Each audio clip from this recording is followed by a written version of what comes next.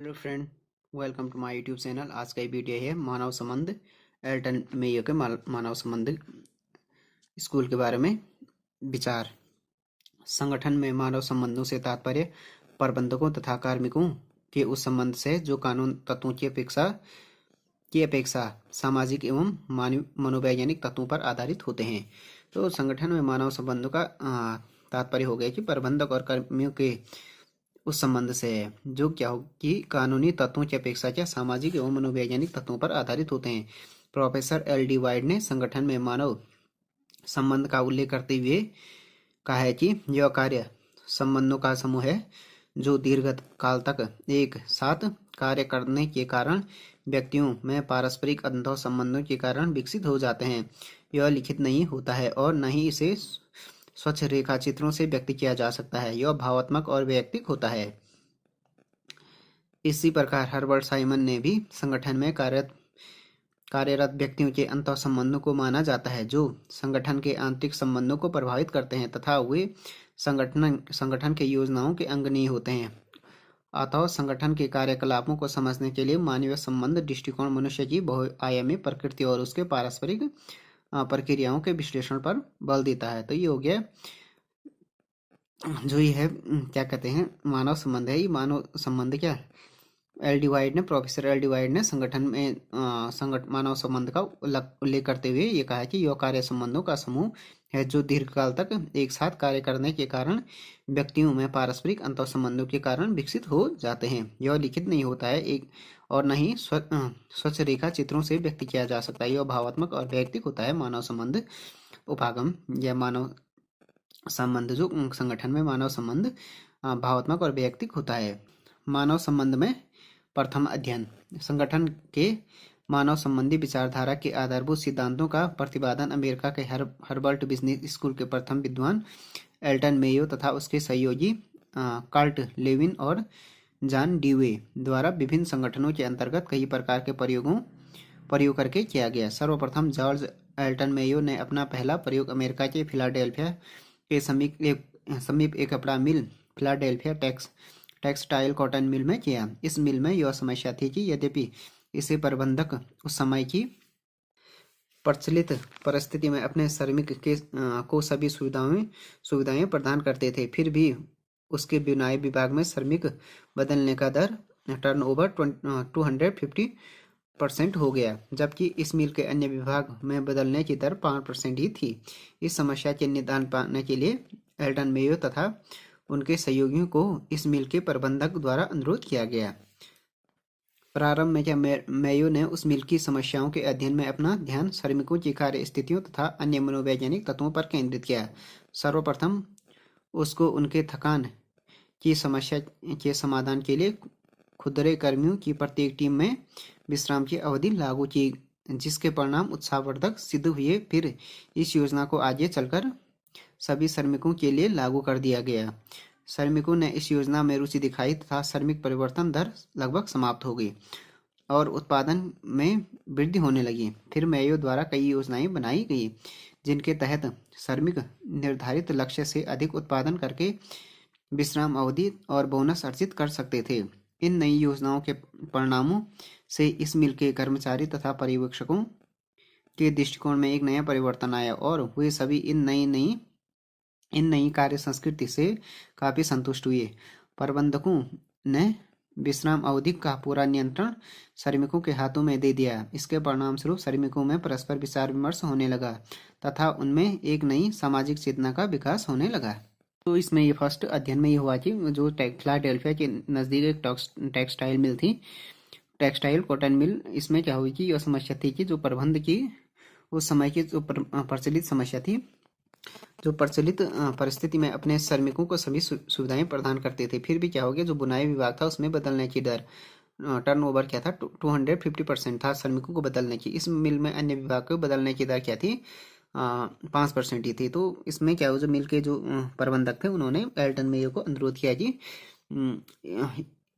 इस समस्या का निदान करने के लिए एल्टन मेयो को तथा उसके सहयोगियों को प्रबंधक द्वारा अनुरोध किया गया। तो प्रारंभ में मेयो ने क्या किया, उनके विश्राम का समय हो गया, तो इससे क्या हो गया विश्राम देने से क्या हो गया श्रमिकों को विश्राम और अन्य सुविधाएं देने से क्या हो गया कि उसमें परिणाम क्या हो गया, उत्साहवर्धक आए, और जो चीज जो श्रमिकों को बदलने के था वो भी बिल्कुल ना के बराबर हो गया।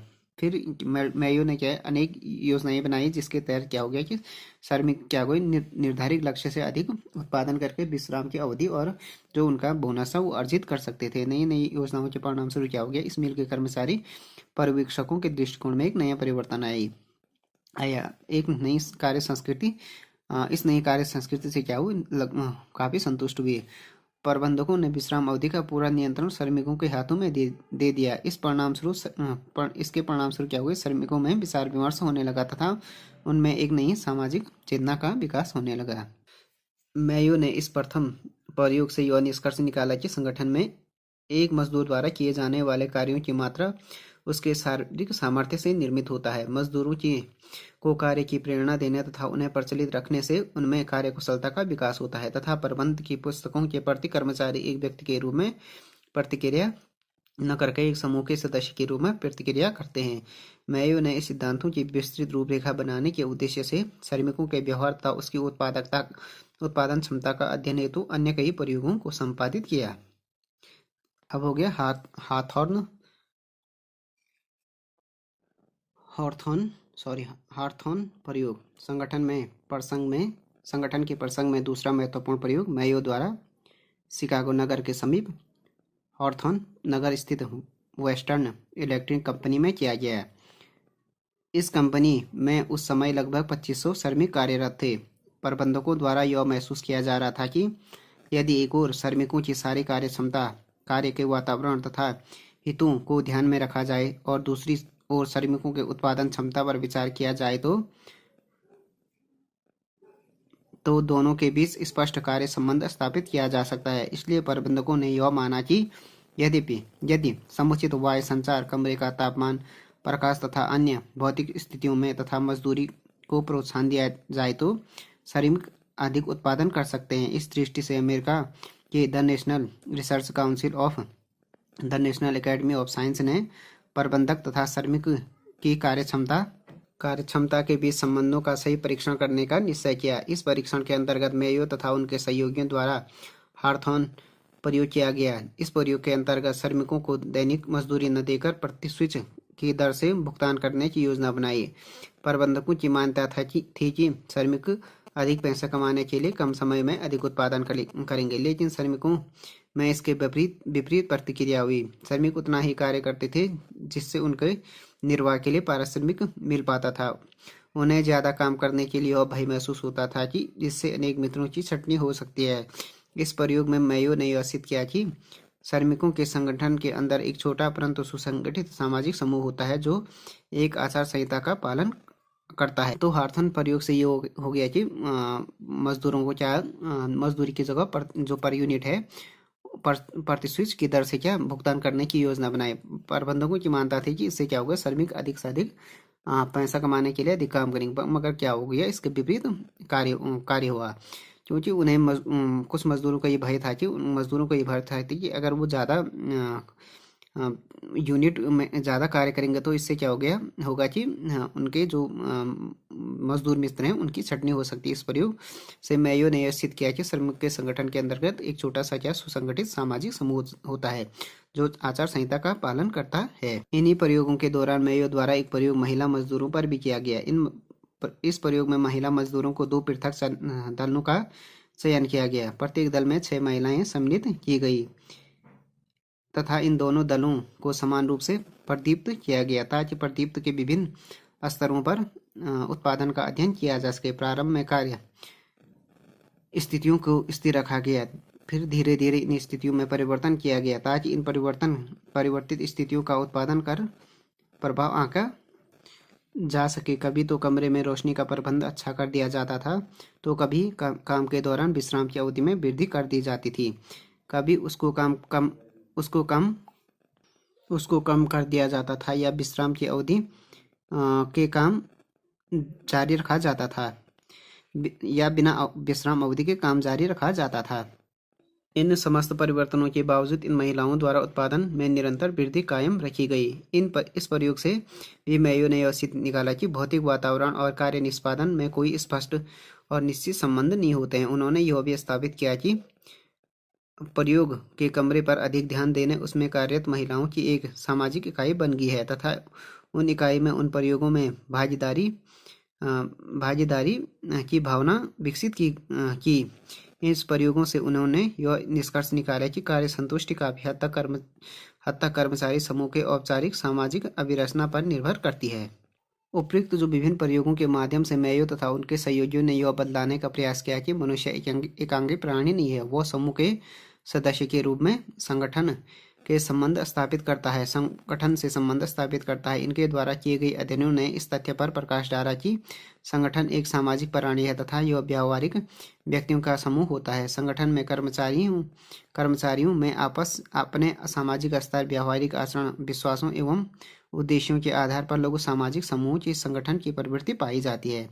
ये निष्कर्ष सर्वथा मौलिक थे तथा इन निष्कर्षों के परिणामस्वरूप संगठन संबंधी नवीन मानव संबंध विचारधारा का उदय हुआ। मेयो तथा उसके सहयोगियों द्वारा संगठन के मानव संबंध अध्ययन का विस्तृत उल्लेख फ्रिज, रोथेलिस बर्जर तथा विलियम जे डिकन्स द्वारा 1939 में प्रकाशित पुस्तक मैनेजमेंट एंड द वर्कर्स नामक पुस्तक में किया गया।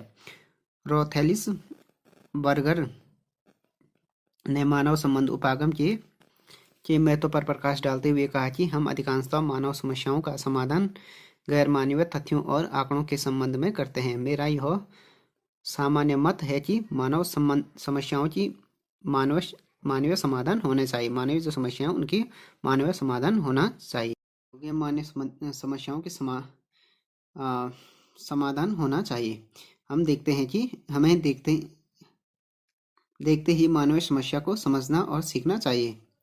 वो कहता है कि ये हमें देखते ही क्या करना चाहिए, मानवीय समस्या को समझना और सीखना चाहिए। उसे समझने के बाद हल करना चाहिए, उसी रूप में, न कि अन्य प्रकार से। अतः मानवीय संबंध विचारधारा का सार इसमें है कि इसके द्वारा मनुष्यों, मानवीय प्रेरणाओं तथा अनौपचारिक समूह कार्य पद्धति पर विशेष बल दिया जाता है। प्रशासनिक संगठन की संरचना तथा उसके द्वारा किए गए उत्पादनों में मानवीय व्यवहारों की विशेष भूमिका होती है। इस दृष्टिकोण के अनुसार संगठन वस्तुतः मनुष्यों का ही समूह होता है, जिसमें लोग आपस में इस तरह जुड़ जाते हैं कि हर व्यक्ति का व्यवहार सामान्य लक्ष्य की प्राप्ति में सहयोग करना होता है। अर्थात संगठन में अनौपचारिक तौर पर जो संबंध स्थापित होता है उनका संगठन पर गहरा प्रभाव पड़ता है। अतः संगठन की स्थापना करते समय व्यक्ति की इच्छाओं एवं अनिच्छाओं को नजरअंदाज करके उन पर समुचित ध्यान दिया जाना चाहिए। संगठन में मानव संबंध दृष्टिकोण को स्वीकार करके उसकी कार्यकुशलता बढ़ाई जा सकती है। इस प्रकार मानव संबंध दृष्टिकोण के समर्थकों ने यह तथ्य प्रस्तुत किया कि कार्यकुशलता किसी भी संगठन का एक प्रमुख गुण है, जिसके विकास के लिए संगठन में अनेक प्रकार के औपचारिक नियम निर्धारित किए जाते हैं, लेकिन इससे अपेक्षित परिणाम नहीं निकल पाते हैं। इसका प्रमुख कारण यह होता है कि संगठन के कार्यकर्ता इन नियमों के पालन में अपना हार्दिक सहयोग तभी दे सकते हैं जब मानव संबंधों के द्वारा उन्हें ऐसा करने के लिए प्रेरित किया जाता है। इस प्रकार कार्यकुशलता की दृष्टि से भी मानव संबंध को स्वीकार करना आवश्यक हो जाता है। अतः निष्कर्ष रूप से यह कहा जा सकता है कि आधुनिक युग में संगठन व्यक्ति के जीवन का अविभाज्य अंग बन गया है। उसी प्रकार व्यक्ति भी संगठन के अस्तित्व का अनिवार्य तत्व है। व्यक्ति जिस समाज में रहता है तथा जिस समस्याओं का वह सदस्य है, उनके मूल्य एवं आदर्श उनके जीवन का अंग बनकर उसकी आदतों में ऐसे समा जाते हैं। जब वह अपने संगठन में एक विशेष उत्तरदायित्व का निर्वाह कर रहा होता है तो अपने साथ उन मूल्यों, प्राथमिकताओं, दुराग्रहों तथा रुकावटों के लिए होता है जो वह सामाजिक प्राणी के रूप में ग्रहण किए रहता है तथा उसका प्रत्येक व्यवहार सामाजिक ढांचे में ढलकर निकलता है। अथवा मानव व्यवहार पर उसके चरित्र, आदतों, भावनाओं, मूल्यों, आदर्शों, परंपराओं एवं सामाजिक व्यवस्थाओं का जो प्रभाव पड़ता है वह संगठन में भी उसकी क्रियाओं को प्रभावित करके संगठन पर प्रभाव डालता है।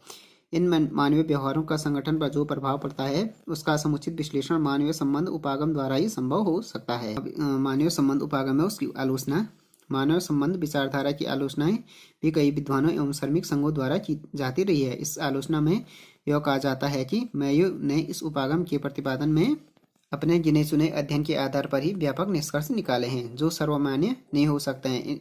इन विद्वानों की राय में मेयो के अध्ययन में वैज्ञानिक आधार का अभाव है। इनकी यह भी मान्यता है कि मानव संबंध के प्रवर्तकों ने कार्यों की प्रवृत्ति की उपेक्षा करके केवल व्यक्तियों के संबंध पर ध्यान केंद्रित किया है जो उचित नहीं है।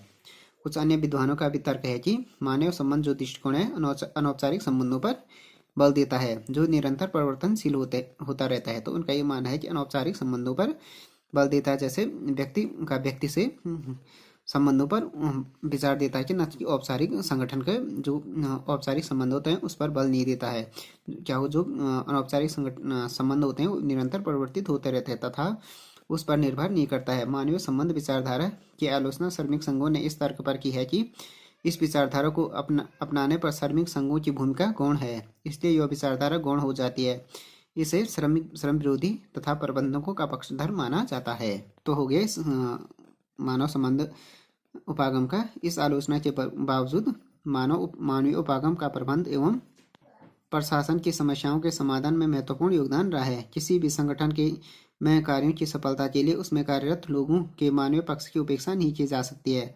आज के युग में प्रबंध तथा कामगारों के बीच मानवीय संबंध के विकास पर विशेष बल दिया जाता है। तो फ्रेंड्स, ये हो गए मानव संबंध के और हार्थोन प्रयोग के बारे में एल्टन मेयो के विचार। Thanks for watching this video. If you like this video please subscribe my channel and like share and comment on this video.